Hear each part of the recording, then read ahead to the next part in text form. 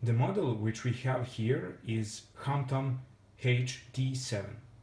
For those who are on strictly tight budget, this phone is highly anticipated.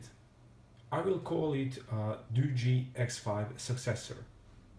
For you people who don't know, the HOMTOM is actually a DOOGEE, just rebranded, and I'm not sure why they do that, because it is the same company, and if you Google this model, you will go on DOOGEE webpage. And let's start the unboxing. As you can see, the box itself is really poor looking. But this device is all about the budget and costing cheaper. So let's go inside. Here we have a protective film which I removed from the phone screen before.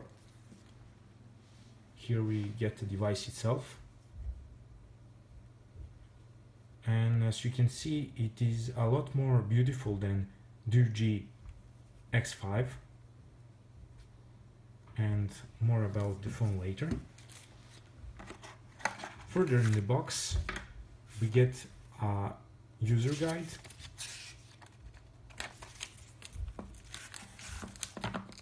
USB synchronization and charging cable,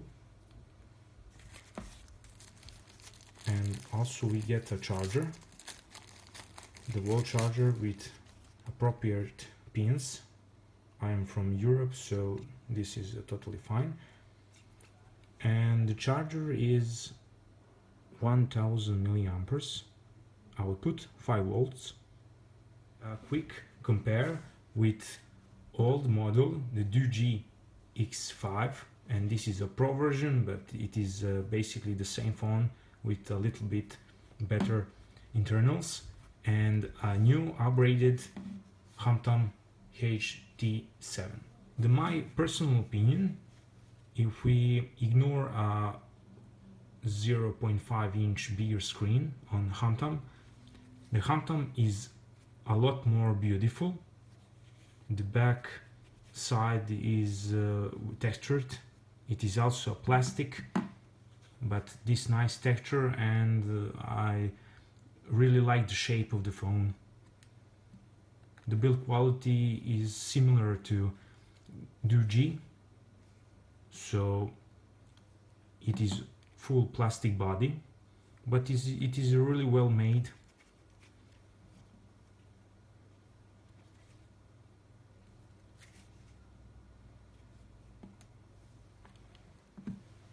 Let's get a better look of device exterior.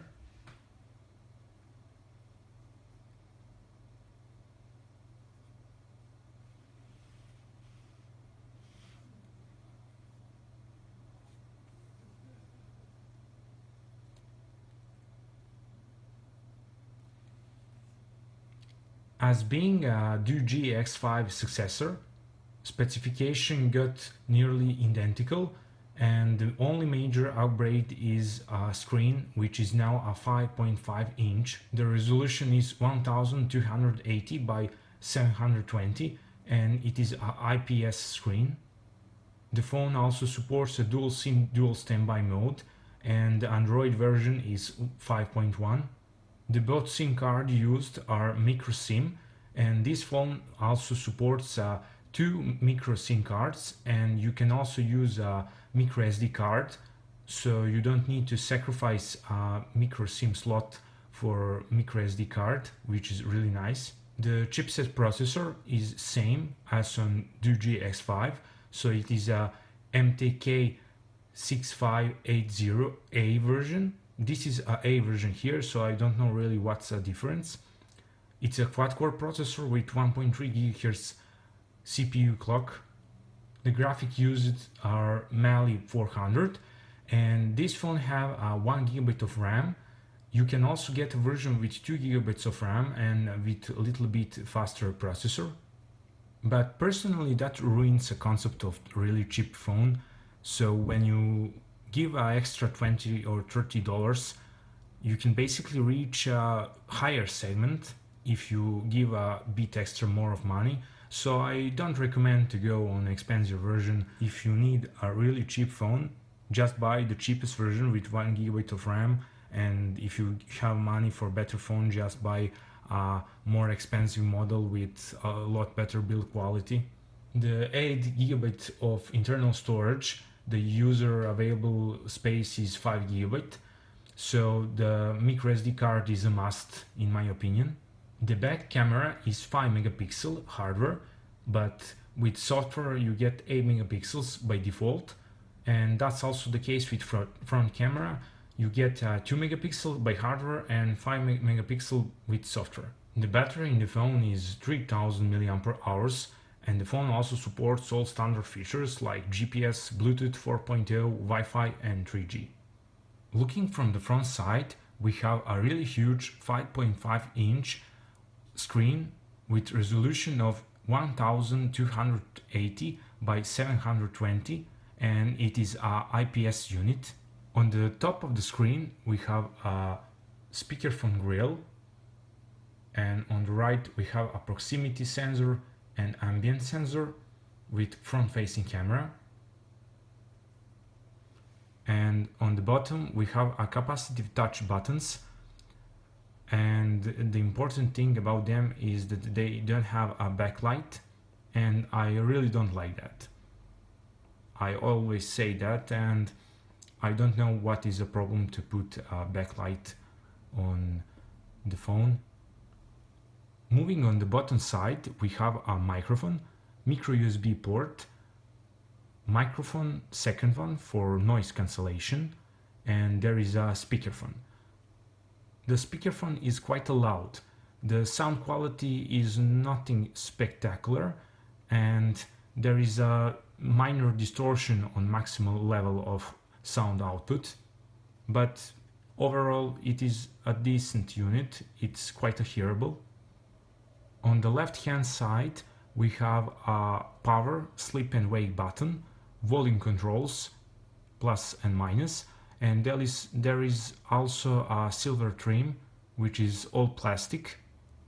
On the right hand side there is nothing, and on the top we have a 3.5mm input jack. The back side of HT7 is really nice. The texture really feels good. It gives phone a good grip. There is a HOMTOM logo on the button, and there is also a back-facing camera with LED flash, and it is a single LED. If we look at the button, there is a spot where you can put a nail and remove the back cover.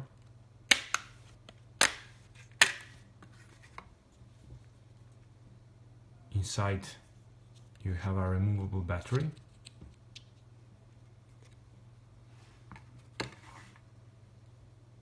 And there are micro slots for SIM card and micro SD card slot. I will insert a SIM card in slot 1.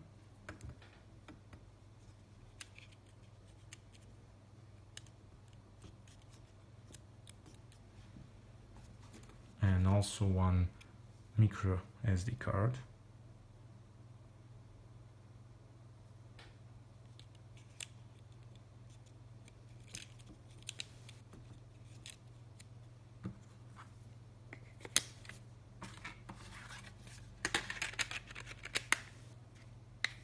The casing is made really good. There is no crunching or any other sound. The phone is overall really good build. Let's power on the device.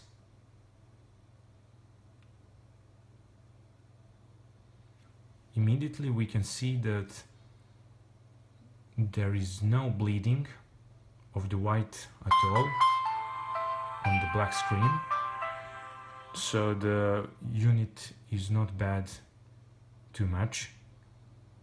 We see here a screen brightness set to minimum,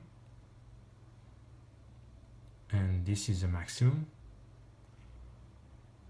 Overall the screen looks quite decent. It is similar to DOOGEE X5 screen. The colors are not washed out. It's a bit hard to see on the camera, but you will need to trust me on my word.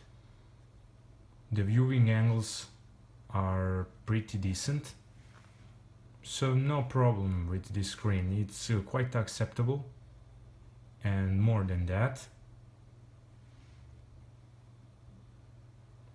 Also, one important thing, the phone comes with pre-installed screen protector, and that's always the plus. Here is the example of how the screen looks on direct light when you are outside.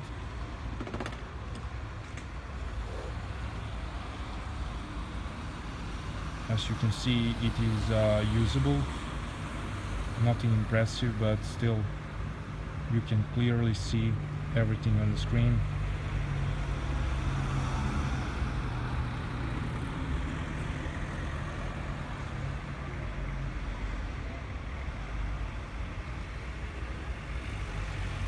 More than decent, and if you ask me, it is quite a good. The day here is a bit muddy, but overall Android experience is quite a good. I enjoy using this phone and everything works smooth. There is no lag. Of course, there is always some kind of lag and slowdowns, but this is really a low-end Android phone, the cheapest possible to get, with really good specification for the price. And now I will show you some manufacturer touch which they got implemented. There are quite a few functions like Smart Wake. Basically, you can turn this on and you get a double click to light up screen, move up to unlock the screen, and there is a lot more functions which I disabled, and I will demonstrate you this. And this just light up the screen, not unlock it. And if you want to unlock it, you do like this. It's a neat touch overall. There is also a neat feature, so you can change the themes, and I think that you can use just this pre-installed. It is okay from time to time to change overall look on your phone, because it can get boring.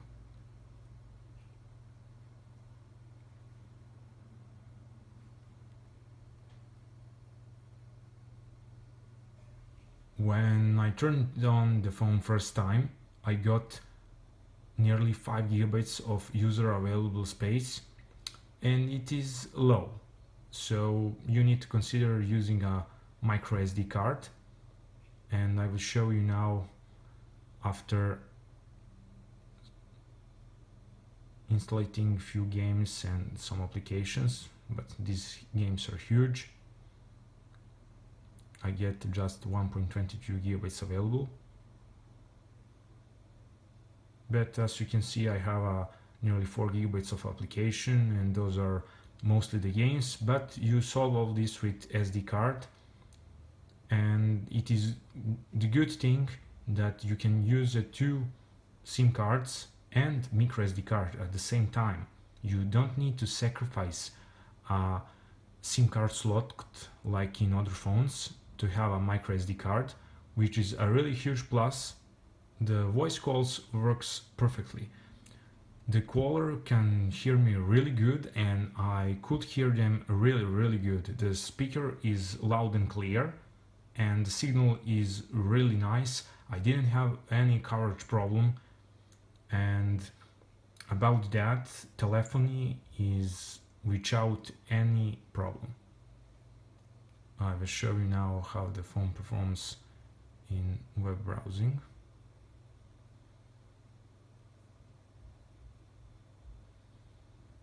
Overall experience, I will repeat, is really good.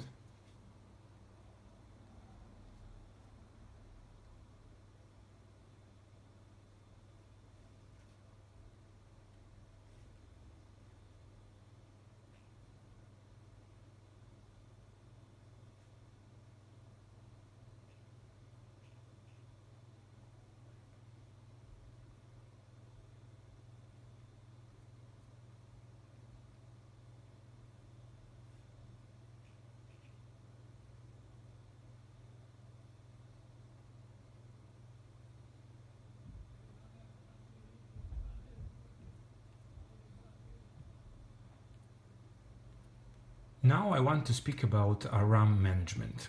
This phone performs really well with 1 GB of RAM. As you can see, after booting up and using usual applications, it have around half of gigabyte of RAM, around 500.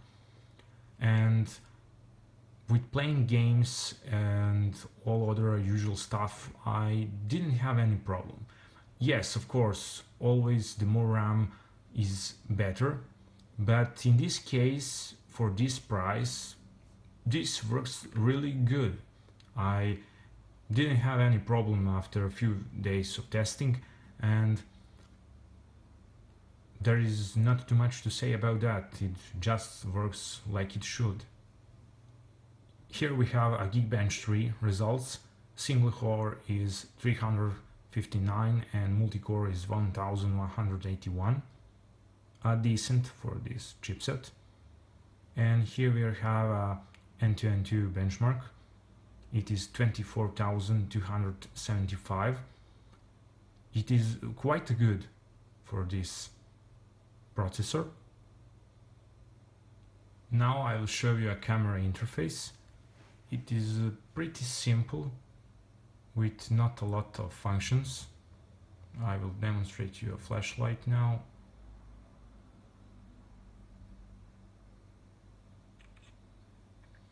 The camera is nothing spectacular. I will include samples from video and still photos.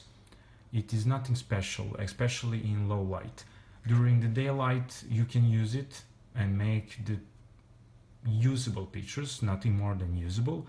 But for this price point and the targeting range for this phone, you can't expect a good camera. So it is a normal to have a just usable camera on this phone, and it can provide you that. Now I will show you examples. Keep in mind the back-facing camera is shooting video in Full HD resolution and front-facing camera is shooting in VGA resolution.